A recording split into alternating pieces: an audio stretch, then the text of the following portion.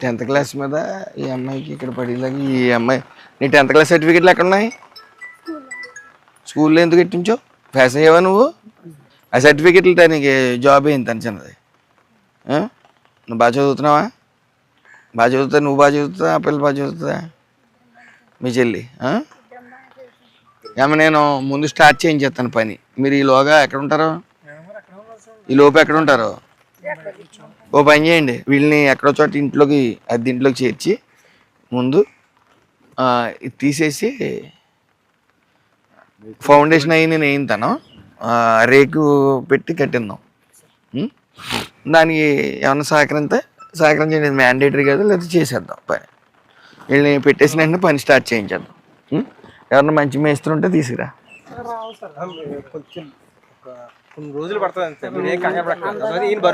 అప్పటి వరకు అద్దె నేను కడతాలే.